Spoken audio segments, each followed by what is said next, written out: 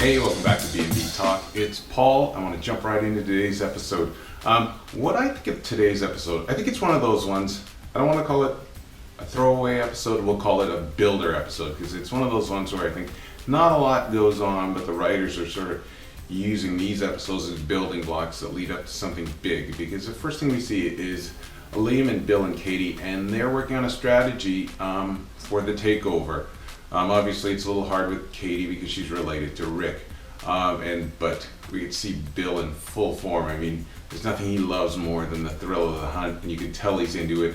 And Liam's come around a lot as a character. You can see he's sort of smelling the blood too, and he's really getting into it. And I like the way they're sort of transitioning Liam from the guy that was chasing around Hope to sort of between Hope and Steffi to being run over by both women to this guy that's got a little more killer instinct in him. It's great. I love to see it. Also want to shout out to Scott Clifton, who is, I think he's checked out the show because we've gotten some activity on Twitter from Scott, and that is also great.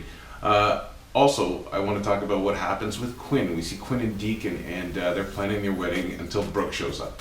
And I love that whole chemistry between Brooke and Quinn. There's a lot of fireworks there, and we know something big is going to happen. Brooke tells them that she got the Evite, but obviously she's not coming. But there's no one more determined than Quinn. I mean, she knows this woman can't stand her, but she wants this thing to be attended, and she knows if someone like Brooke doesn't show up, it's not going to work out too well. But Brooke says that we should hold off the wedding, and you know what I mean, until Hope comes back, knowing that the longer it takes, the more chance it won't happen. But Quinn tells Brooke that she won't interfere with the wedding, and that she's only ever had 2 men in her life. She's pretty much pleading with her, but it's not really working. And then eventually Carter comes in, and Quinn asks Carter to officiate the wedding. Now, Carter doesn't want any part of it. He says, I only do it for friends. But of course, he's sort of in a rock and a hard place, and he says he's going to do it. It makes Quinn really happy. But, you know, Quinn's still working on Brooke again and asking, and of course she says no. Deacon tries, she says no. She says, there's no way I'm going to let this happen. Hold on a second, Brooke. There's no way you're going to let it happen? Like, think about what you're doing. When Quinn is idle, that's when she makes life miserable. I mean, she almost took your daughter's life. She's threatened everyone. She finally gets what she wants. Only ever loved 2 men in her life, and you really want to get in her way? Why? You don't like Deacon anyways.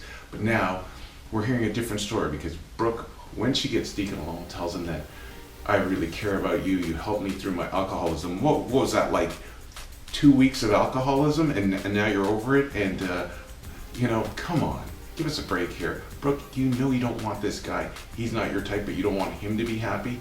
Okay, these are 2 characters that no one cares about, and they want each other.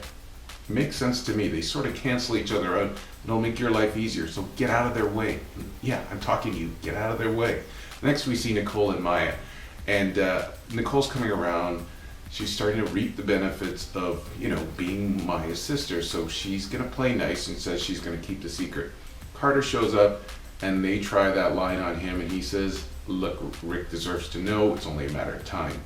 But now both sisters are on the side of they want to buy time, and Carter's not getting into it. But Rick shows up, and eventually him and Carter, you know, have that awkward moment they always have, where Carter hints that there's something he should know, but then he leaves. And then Rick sort of throws everyone a curve by saying he sort of admires Carter because of the way he's handling it. Now, let's get this straight. Before, you couldn't stand him because of the way he was handling it and the altercations that he was having with your fiance. So, come on, Rick, which one is it? And I also want to shout out to Jacob Young, because same thing, him and Othello have checked out the program and sent us a shout out. Great work. So this gets really interesting, and then all of a sudden we see Nicole and Maya bond, and they start planning a movie night. And then after Nicole leaves, Maya says, I think I really like my sister, she tells Rick. Really, because the last episode, which I think was on the same date, you couldn't stand her, and last week, which was a day before, you couldn't stand her either. So which one is it? I don't think that it's that easy to, after someone's blackmailing you, to think, oh, I really like my sister, let's have a movie night. But come on, Maya, seriously. And if you do want to keep your secret for as long as you want, don't trust your sister. That's my advice to you. Yeah, and also, I mean, this is getting old, but it's so much fun and it's great for the show. A shout out to Carla Mosley.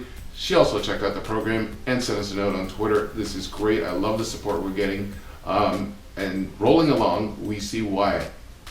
Now Wyatt shows up and he's got huge news for Liam, Bill, and Katie. And he tells them that there's a huge secret that Maya is keeping, and he overheard, obviously, Maya and Nicole talking about it.